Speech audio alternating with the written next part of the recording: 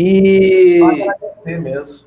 Agora, para nós dar uma relaxada aqui, ô Rui, chega junto aí.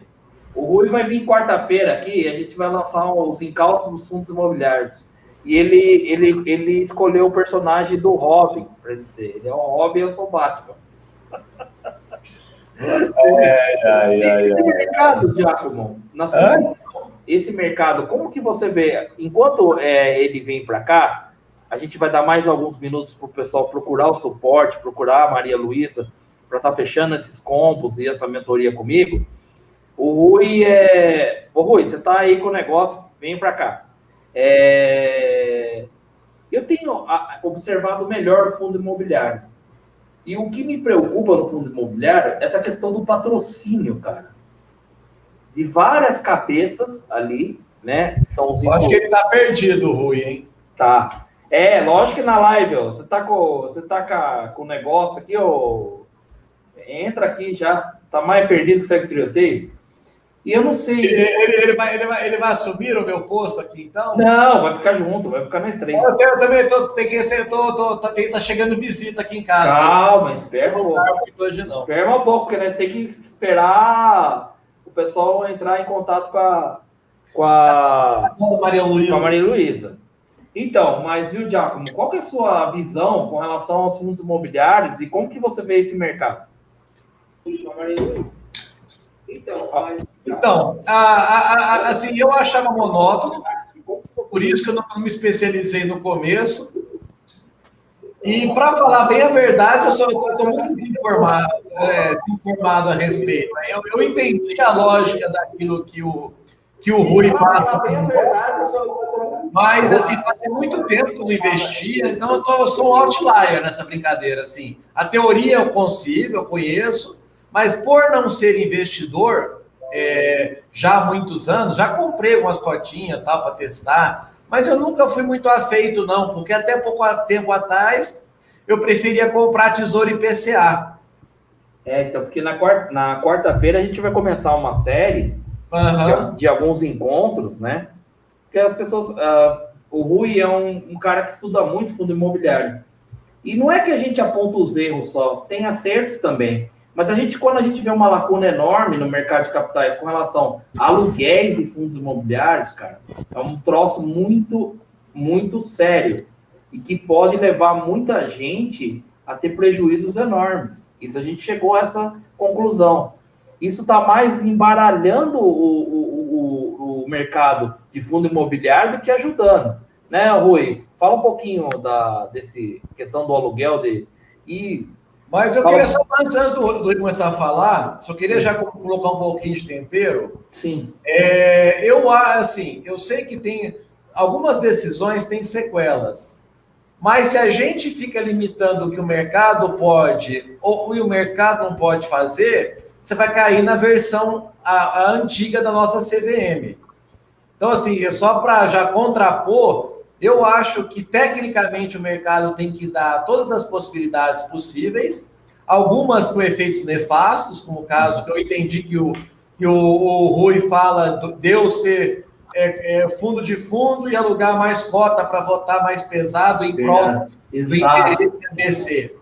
É consequência, isso vale para aluguel de ações também. Mas eu sou a favor eu sou o cara liberal. Eu sou a favor de abrir, o investidor leva na cabeça e aprende. Eu acho que eu prefiro do que a ferramenta. O que eu proíbo, o que eu não proíbo. A ferramenta ela deve existir sim, né, professor? Isso é verdade. Mas a questão é a gente alertar que essa ferramenta, ela não ela não vai dar exatidão nem performance para o nosso acionista, né? O preço desse aluguel é porcaria. Na hora que o investidor vê o 0,000 rosca que ele vai receber, só se ele é muito rico que ele vai pôr para alugar, porque isso não compensa o trabalho, não compensa a poluição que isso traz para o extrato do investidor, para você ter uma ideia. Fala, Rui, um pouquinho. Boa noite. Boa noite. Mano. Caí de paraquedas aqui. Estão me escutando direitinho? Sim, tudo bem.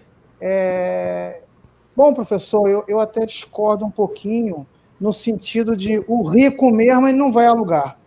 Sim. O Rio não entra nessa onda. Eu estou nessa maratona, eu queria que as pessoas entendessem o seguinte, não é que a gente é contra o aluguel, tá? O aluguel realmente eles dizem que é uma evolução, e pode ser sim uma evolução. O problema é que a régua de conhecimento do pessoal está muito baixa. Tá? E o que todos eles que estão envolvidos com os fundos imobiliários, eles não estão passando os riscos, eles só estão falando das virtudes. Então, é difícil você olhar para uma pessoa que é totalmente passiva, que acreditou nos fundos há anos atrás e está precisando da renda e ter que virar ativo. É isso que eu brigo. Eu sou minoritário. Eu vou dizer para o senhor, eu vou me dar bem nessa história. Eu não sou aqui dando de santinho para tentar dizer, não, vamos prejudicar. Não, eu vou me aproveitar disso aí. Tá? Agora, eu não vou ser hipócrita o suficiente para ficar calado e ver essa manipulação de mercado tão forte, tá? E com as pessoas que não têm conhecimento nenhum. E isso que é o problema. Tá? O aluguel, ele realmente vai ser muito pouco.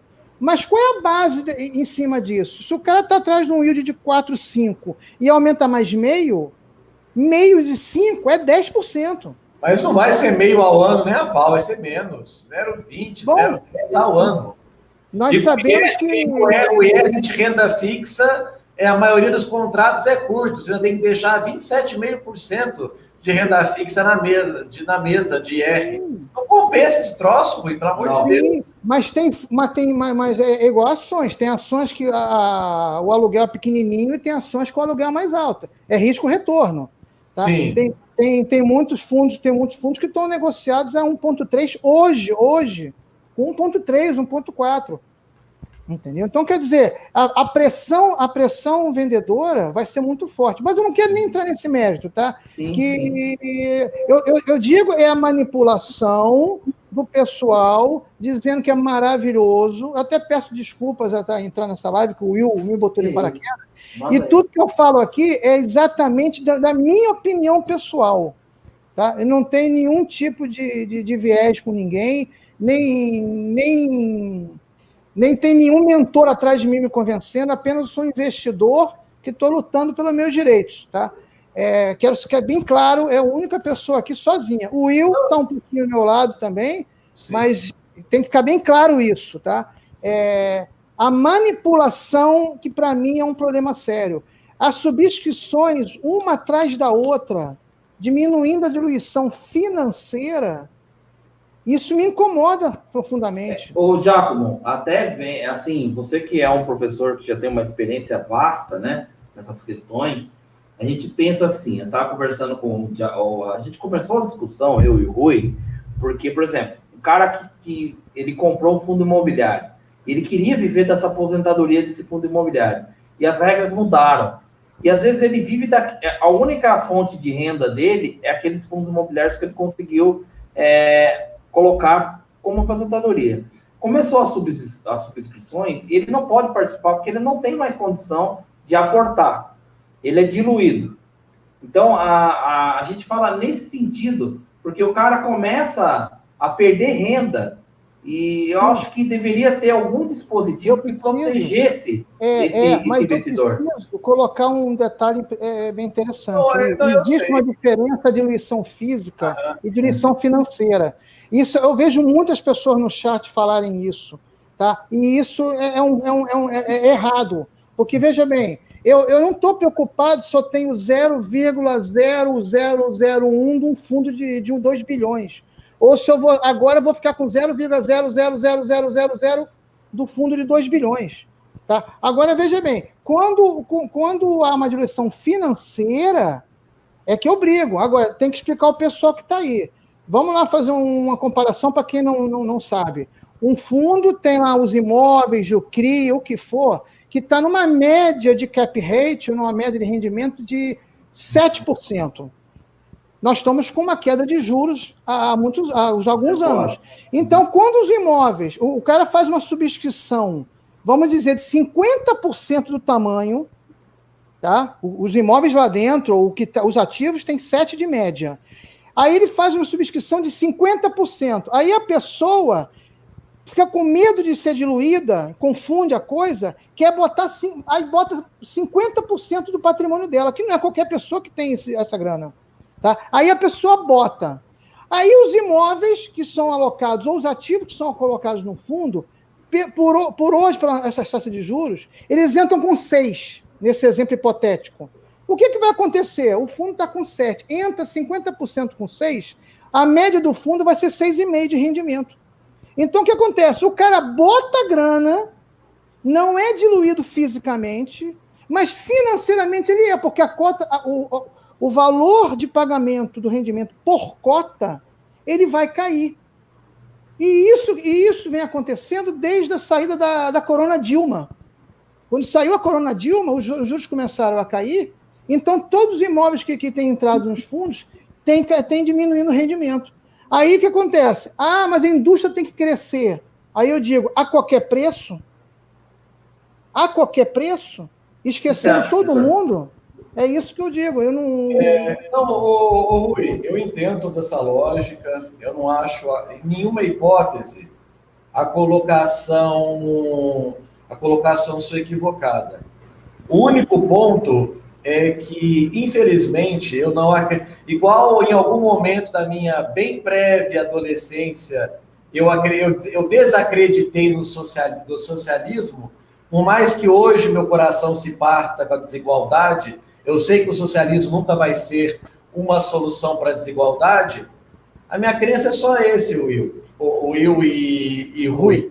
Eu não acredito, Rui, que nesse momento, que qualquer veículo de proteção do investidor emanado do agente regulador vai, de alguma forma... Não, com certeza. Não há nenhuma proteção mecânica, realmente. Mas veja bem, eu digo o seguinte, o fundo está grande. Ele vai prejudicar o antigo cotista? Por que ele não abre um novo fundo? Ele abre um fundo, começa do zero ali, que a própria cotação ela vai ali trabalhar o yield deles. Agora, você pegar o fundo, crescer sempre o mesmo fundo, tá? Eu acho que isso aí não é um mecanismo de proteção. Eu digo que é os gestores e o pessoal que manipula, que não protege os antigos cotistas. Lógico, quem é a CVM não pode dizer, olha, você vai proteger o antigo cotista. Não há, é impossível isso. Isso é mercado. É mercado. Não tem nenhum bobo. Apenas o cara pode. Regras mais claras e mais seria mais justo, mas no Brasil não existe essa questão. Então a gente tem que ir por outra vertente. A gente tem que alertar o cara que vai entrar. Olha, você tem aqui essa questão, você pode entrar ou não. Você pode ouvir. Não, esse aspecto que eu acho nobre do Rui. O Rui poderia, por exemplo, se eu tivesse na posição dele, eu já estaria aposentado. O meu perfil, eu ensino tecnicamente, eu consigo mostrar o impacto da subscrição na vida do cara. Mas eu não consigo comprar esse tipo de briga e ficar falando. Eu acho que eu vou falar o seguinte: eu vou ensinar o que é certo do que é errado. E eu vou deixar sempre o livre-arbítrio do investidor tomar a decisão final. Então, assim, dentro do processo evolutivo mais longo, eu particularmente creio, você pode inclusive anotar isso, Rui, que no futuro não tão distante, vai ter uma espécie de ESG para gestores de fundos, e essas boas práticas vão usar todo esse histórico recente e triste que a gente está vendo para taguear esses gestores como maus gestores. Verdade. Tem que entender que no mundo da regulação, Rui, sempre vai ser uma corrida de polícia e bandido.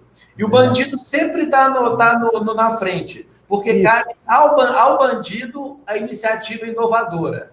O que a polícia tem que fazer é se adaptar às inovações praticadas pelo bandido. Verdade. Então, esse é o problema. Por exemplo, você pegar o próprio reconhecimento de receita do US GAAP americano. Ele sofreu uma alteração profunda em 2001, depois do caso da Enron. Então, às vezes, tem que estourar umas grandes bombas, um monte de coitado, de incauto, tem que perder dinheiro para que a própria regulação evolua. Automática. Não não estou falando assim para nem a regulação oficial, mas a regulação de mercado. De qualificação. Então, anota isso. Esse processo nefasto que a gente está vivendo nesse momento, ele vai, num segundo momento, servir de referência para que as boas práticas de gestão desse mercado sejam revistas. Então, dentro de um ciclo evolutivo mais longo, eu entendo que nesse aspecto específico dos FIIs, nós podemos estar passando por uma idade das trevas. Isso. Verdade, concordo. E isso pode demorar ou pode ser muito rápido. Sabe quando vai acontecer, professor? Existem fundos que recebem, ficam com quase de 20% do lucro, do fluxo de caixa do fundo. Veja bem, não há o telefone vermelho? Eu acho que há. Por quê? Um fundo que cobra 20%, mais de 20%, não há nenhum outro gestor que venha no fundo e ofereça mais barato. Não acontece isso. Por quê? Porque há um acordo de cavalheiros, há um acordo de comadres, na minha opinião, tá? Sempre tudo que eu falo aqui é minha opinião. Então, veja bem, quando acontecer isso, tá na cara dura mesmo, o cara chegar, olha, esse cobra 20, eu cobro 10. E provocarem uma assembleia e realmente os minoritários terem condições de votar, tá? E aí sim vai acontecer o que o senhor disse. O próprio mercado vai se aperceber de toda essa manipulação, e aí sim eu acho que ele vai evoluir, porque agora não está evoluindo para os grandes, para quem sabe mexer, quem tem experiência mesmo. Não os minoritários, coitado, que a régua está cada vez pior. Outro dia tinha um cara perguntando, olha, eu comprei uma cota do fundo tal, vai ter uma subscrição, eu vou ter direito? Uma cota. Quer dizer, o cara quer uma subscrição e comprou uma cota. Olha o nível de conhecimento pessoal. Então, se a régua está caindo absurdamente, é muito mais fácil de manipular. Não, e isso é que eu me revolto. E eu, professor, olha, eu não vivo de bolsa, eu quero viver, tá? Mas eu quero viver de bolsa, tá? Mas eu me sinto, como eu estou do lado de cá totalmente dos minoritários, dos investidores, eu boto minha cara à briga mesmo. Porque a minha posição é diferente de um monte de gente. Eu não tenho nem canal. Nem canal eu tenho. Eu acabo sendo convidado. Quando a pessoa, eu entendo que olha como minoritário, aí eu entro. Entendeu? Eu entro. Mas, tirando isso, tá? Eu caí de paraquedas assim. Eu sei que o senhor tem opinião contrária, é muita coisa. Até porque o senhor tem experiência, uma visão de um mercado diferente, né? Eu sou simples investidor. Então... não me entenda mal, não tenho opinião contrária. Eu acho que eu apenas prefiro, assim, eu não me sinto confortável para me posicionar por conta dessa linha. Assim, eu creio que esse tipo de situação, por mais seja revoltante, ela é necessária para a construção do mercado melhor.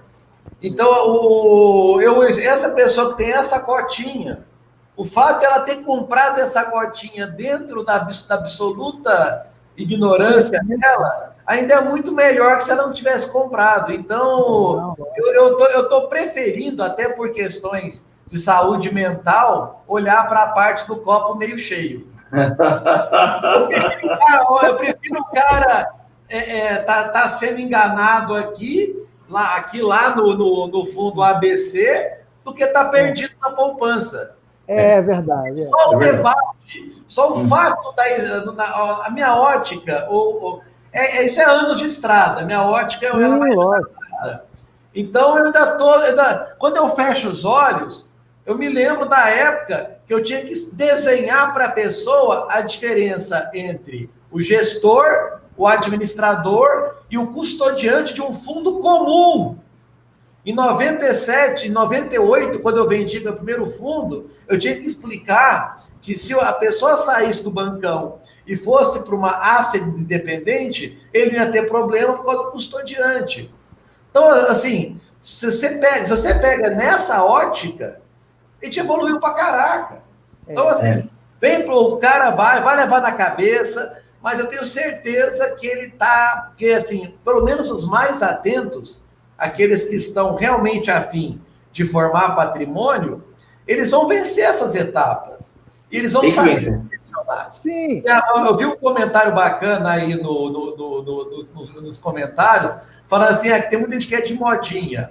Eu falo de ações minha vida inteira, mas já estou assumindo em todo lugar, aos 4 ventos, que eu, Giacomo, tenho uma vontade de me especializar agora em mercado internacional. Então, provavelmente, se você voltar no meu canal daqui a 5 anos, 95% dos ativos, das discussões, provavelmente serão com base em ativos internacionais.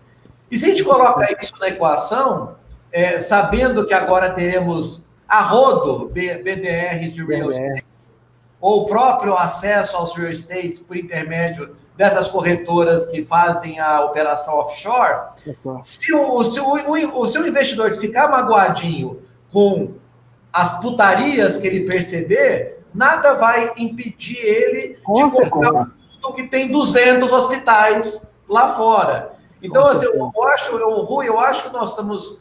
essa forma, inclusive, de ver o mercado de capitais, para mim, agora colocando a minha opinião, aquela porta, na hora que abriu as BDRs, nós mudamos de dimensão. Verdade. Aí foi evolução, isso foi evolução. Então, e aí, beleza, assim, se o cara está me tungando com as subscrições, se eu assistir uma live do Rui, do canal do Will, explicando o porquê que as subscrições excessivas são nefastas, eu vou parar de comprar real estates brasileiros e começar a comprar real estates americanos. Exatamente. Que o Herrera falou que tem um monte de coisa boa para a gente estudar. Exatamente, eu tenho. Bom, concorda comigo que pelo menos o mínimo de uma função que eu estou fazendo é fazer o contraponto, mostrar o outro lado, porque só tem um lado. Eu só vejo um lado no YouTube. Um lado. Vai fundo. Sabe você. Hoje eu fiz uma zoada com o Rui, que foi engraçado demais no Instagram. Você faz, o Rui se aposentou, agora não quer saber mais de pegar no batente, aí ele vai fazer uma viagem, ele vai passar os próximos 5 anos da vida dele só falando sim. Tô doido pra ficar vagabundo. Vagabundo é tão bom, rapaz. Tu não tem noção. Eu só estou esperando a sogra ir pro inferno. Quando a sogra for pro inferno, pronto, acabou. Olha, eu já o pior é que esse cara deve ser uma paga-pau da sogra, né? Já tirei carteira internacional de motorista. Eu já estou todo preparado. Tanto que eu estou cada vez botando ração mais vagabunda, né, para ela comer. Eu estou fazendo tudo devagarinho para ver se ela vai embora. Mas, gente, eu estou tentando fazer minha parte. Não tem nada contra pessoal aos YouTubers. Eu fico muito incomodado, realmente, a manipulação. Mas eu sou o único que peitou isso e tive amigos que compraram a minha tese, que serve pelo menos para abrir os olhos. Pelo menos, você quer entrar? Entra. Mas é assim. Ô, Giacomo, o Rui vai ser o novo Roberto Cabrini do repórter investigativo dos fundos imobiliários. Professor, pergunta ao Will, pode perguntar ao Will. Eu digo que para ele, eu já apareci demais, mas toda hora o pessoal convida, aí eu falo que não, por favor, vamos fazer. Eu morri de rir, Giacomo, dono de gestora me procurando, querendo o telefone do Rui. Não, mas eu falei, o que você quer com o Rui? Não, eu vou chamar ele para um café. Você acredita nisso, Giacomo? Fora os caras querendo falar que não é nada disso, querer fazer amizade. Nem fala. Deixa o inimigo aqui pertinho para eu saber o que está acontecendo. É normal. Tô fora. Bom. Rui, a posição é perfeita. Eu acho que é só seguir naquilo que você acredita, assim. Isso. E eu pego pesado. Essa demanda lhe faz acordar mais energizado, você está no caminho certo, simples assim. E não é, viu, Giacomo? E não é só contra, não. Tem, assim, tem os materiais do Rui aqui no próprio canal que mostra que comprar fundo imobiliário é bom, sim. Eu estou lutando para melhorar os fundos, eu não trabalho contra os fundos, nunca. Tem coisa muito bacana. Viu, gente? Quem procurou a Maria Luísa, procure lá, a gente já vai encerrar por aqui. Rui é o Robin, eu sou o Batman. Ô Rui, você vê lá, terça, quarta, a gente vai estar conversando, fazendo um preâmbulo, né, dos incautos dos fundos imobiliários, mas falando coisa boa. Aí a gente fala mais coisa. Coisa boa e coisa ruim. Vamos falar de tudo, entendeu? Tudo que cerca aí o mercado dos fundos imobiliários.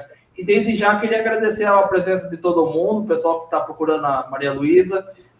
Hoje tem mais 4 mentorias comigo nesse combo, né? Combo formação do holder, que é o combo completo do professor Giacomo Diniz. E nós estaremos presentes, eu e Giacomo Diniz, que nem a missa do Galo, domingo às 8 da manhã, ok? Rui, tem as suas últimas às 8 da manhã também. Eu tive que aceitar entrar. Qual era o título? Canalhas. Falei, tem que entrar. Canalha com nós mesmo. Bom, eu aceito. Ainda que ele... o André deu sorte, saiu antes. Eu queria pegar ele. Tô brincando. Gente, obrigado, viu? Sensacional. Valeu, meu povo. Obrigado aí, tamo junto. Tchau, gente. Obrigado e vamos que vamos.